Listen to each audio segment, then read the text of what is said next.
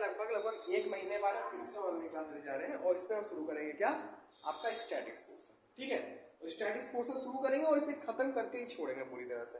और हम ये जो स्टैटिक्स पोर्शन आपको पढ़ाएंगे ये RS अग्रवाल से पढ़ाएंगे। ठीक है, हाँ बेटा कुछ लोगों को डाउट होता है ये अग्रवाल लिखा है कि अग्रवाल लिखा है, तो वो कंफ्यूजन लगभग सबको हो जाती है और लगभग ये सही लिखा है। ठीक है, अब देखो तो स्टैटिक्स पे आते हैं। स्टैटिक्स पढ़ने से पहले हम कुछ बेसिक्स पढ़ेंगे कि डाटा क्या होता है, स्टैटिक्स क्या होता है, इसकी लिमिटेशंस क्या होती है, फिर आगे ग्रुप डाटा क्या होता है, अनग्रुप डाटा क्या होता है, ठीक है, और एरे क्या होता है, प्रेजेंटेशन ऑफ डाटा क्या होता है, फ्रीक्वेंसी ऑफ डाटा क्या होता है। ये सब पढ़ने के बाद हम फिर न्यूमेरिकल्स लगाएंगे। ठीक, पहले क्योंकि स्टैटिक्स है ही पूरी तरह थ्योरी बेस्ड क्वेश्चंस पे, तो उसकी थ्योरी पहले पढ़ लेते हैं। ठीक है, तो डाटा क्या होता है, बचपन से पढ़ते आ रहे हो डाटा क्या होता है। डाटा जो होता है वो सेट ऑफ इंफॉर्मेशन होता है। सेट ऑफ इंफॉर्मेशन मतलब कोई एक इंफॉर्मेशन नहीं होती है, उसमें ढेर सारी इंफॉर्मेशन होती है। मतलब ढेर सारी इंफॉर्मेशन या फैक्ट आपको मिलता है तो वो क्या कहलाता है, डेटा कहलाता है। क्या कहलाता है, डेटा कहलाता है। चलो ठीक है, जान गए। तो अब ये स्टैटिक्स नाम का बवाल जो है ये क्या है, तो देखो जब हम फैक्ट को, कलेक्शन को रिप्रेजेंट करते हैं, एनालिसिस करते हैं, यानी किसकी न्यूमेरल डाटा को जब हम एनालिसिस करते हैं, इंटरप्रेट करते हैं, प्रेजेंट करते हैं, कलेक्ट करते हैं, यही सब क्या कहलाता है, क्या कहलाता है, स्टैटिस्टिक्स कहलाता है। क्या कहलाता है,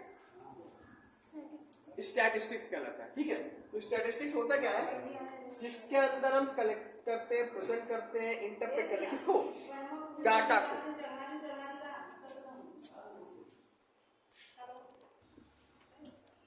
तो हम शुरू करते हैं। हमने बताया कि स्टैटिक्स में क्या होता है, हम कलेक्शन करते हैं, रिप्रेजेंट करते हैं, एनालिसिस करते हैं, इंटरप्रेट करते हैं, किसको, जो न्यूमेरिकल डाटा होता है, न्यूमरल डाटा। तो वो डाटा किसी प्रकार हो सकता है। मान लिया इमोशंस का डाटा हो गया कि ये इतना दुखी है, लेकिन स्टैटिक्स में हम किस डाटा के बारे में पढ़ते हैं, न्यूमरल डाटा के बारे में पढ़ते हैं। किस बारे में पढ़ते हैं, न्यूमरल डाटा के बारे में पढ़ते हैं। ठीक है, और ऐसे भी डाटा जो होता है वो लगभग न्यूमेरिकल फॉर्म में ही होता है। किस फॉर्म में होता है, न्यूमेरिकल फॉर्म में ही होता है, नंबर के फॉर्म में ही डाटा बनाया जाता है। जहां भी देख लो ये डाटा, ये आंकड़े आए हैं आपके सामने, कितने लोगों की हो गई, क्या कहते हैं, आपदा में मौत, नंबर से रहते हैं वहां पे, आंकड़े, डाटा मतलब आंकड़े। यहाँ पे जो इमोशन बताया थोड़ा गलत हो गया, इमोशन से नहीं होता। ठीक है, वो डाटा हमेशा किसमें होता है, नंबर में होता है। किसमें होता है, नंबर में होता है। ठीक, तो देखो अब कुछ कैरेक्टरिस्टिक्स है, कुछ विशेषताएं है ना। पहला, न्यूमेरिकल फैक्ट ही सिर्फ एलोन, न्यूमेरिकल फैक्ट्स ही सिर्फ डाटा को कंस्टिट्यूट करते हैं। डाटा के अंदर सिर्फ और सिर्फ क्या होता है, नंबर वाले फैक्ट होते हैं। 2010 में हुई क्या कहते हैं 30 लाख कुंटल क्या कहते हैं गेहूं का उत्पादन, बहुत ज्यादा हो गया। ठीक है, अब तो ये क्या हुआ, डाटा ही तो हुआ, तो डाटा में नंबर आया। अगला क्वालिटेटिव कैरेक्टरिस्टिक, जिसको हम बोलते हैं इमोशन। इमोशन क्या, इंटेलिजेंस, पॉवर्टी, जो उसको हम मेजर नहीं कर सकते, वो डाटा में नहीं आता। समझ गए, जिसको हम मेजर नहीं कर सकते वो डाटा में नहीं आता है। इमोशन को मेजर कर सकते हो कि 10% खुश है और 90% दुखी, मेजर कर सकते हो, नहीं कर सकते। तुम्हें कैसे पता चलेगा 10% खुश है और 90%? तो तुम सोचती हो थोड़ा थोड़ा खुश है, थोड़ा थोड़ा दुखी। तो ये आगे क्वालिटेटिव कैरेक्टरिस्टिक यानी इमोशन, जिसको मेजर ही नहीं कर सकते नंबर में, वो डाटा होता है। अगला, डाटा जो होता है वो फैक्ट्स होते हैं, कई फैक्ट्स मिलकर डाटा बनाते हैं। सिंगल ऑब्जर्वेशन डाटा बना ही नहीं सकता, और सिंगल ऑब्जर्वेशन डाटा हम कहते भी नहीं है। अगला क्या है, डाटा कंपेरेबल होता है, जिसको हम कंपेयर कर सकते हैं, वो डाटा कहलाता है। फॉर एग्जांपल 2010 में 30 किलो गेहूं, 2040 में 80 किलो गेहूं, कंपेयर किया 50 किलो ज्यादा हुआ, तो कंपेयर है डाटा, डाटा ही तो है। अब आगे देखो लिमिटेशन ऑफ स्टैटिस्टिक्स, ये स्टैटिस्टिक्स की लिमिटेशन है। देखो स्टैटिक्स किससे डील करता है? ये ग्रुप ऑफ डाटा में डील करता है। अगला स्टैटिक्स जो है वो इमोशन की स्टडी, जैसे डाटा में इमोशन नहीं होता, जैसे जब डाटा में इमोशन नहीं हुआ तो स्टैटिक्स में इमोशन होगा? जाहिर सी बात नहीं होगा इमोशन। इमोशन को कहां से हम क्या कहते हैं पढ़ लेंगे, क्योंकि डाटा न्यूमेरिकल होता है ना, और स्टडी ऑफ डाटा ही कहलाता है स्टैटिक्स। तो स्टैटिकल लॉ जो होता है वो एग्जैक्ट नहीं होता है, इसमें हम एवरेज फाइंड करते हैं। अभी आगे बताएंगे कैसे एवरेज फाइंड करते हैं, ठीक है? तो इतना समझ में आ गया? अब इसे नोट कर लो, फिर आगे बताते हैं, ठीक है? अब देखो, अभी हमने डाटा पढ़ाया आपको, अब हम पढ़ते हैं टाइप्स ऑफ डाटा।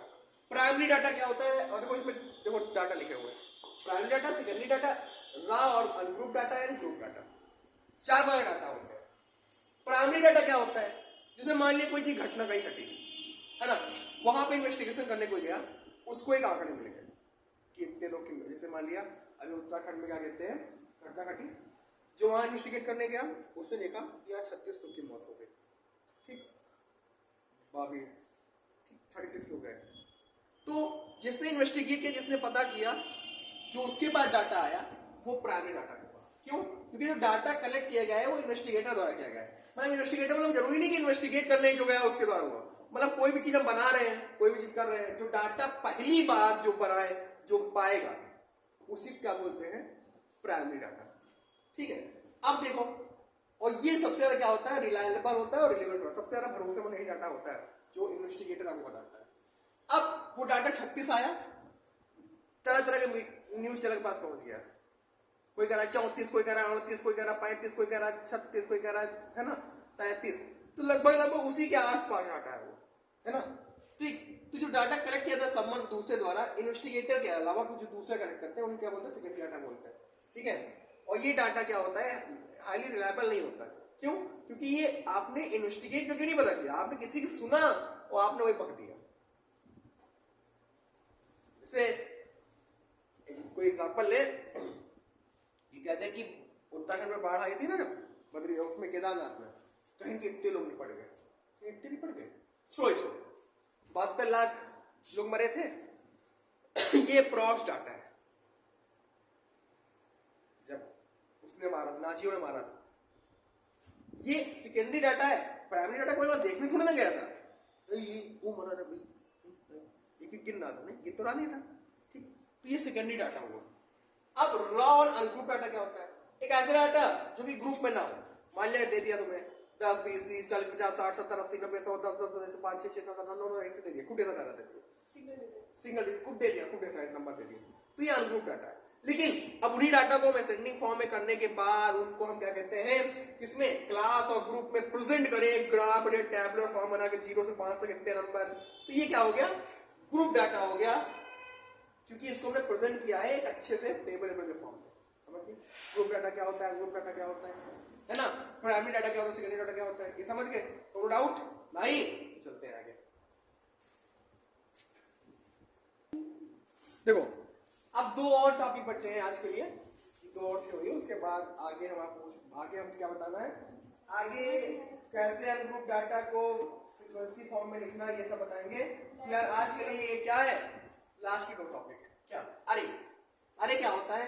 जब अरेंज करते हैं रॉ डाटा को, रॉ डाटा जानते हो, कोई भी नंबर ऐसे दे दिया, ढेर सारे दे दिया, जो कि अरेंज नहीं है किसी फॉर्म में, जब उनको अरेंज करते हैं असेंडिंग और डिसेंडिंग ऑर्डर में, वो क्या कहलाता है? अर्रे कहलाता है। इस एग्जांपल ले लिया, 3, 4, 5, 6, 9, 10, तो ऑलरेडी था ही, ठीक है?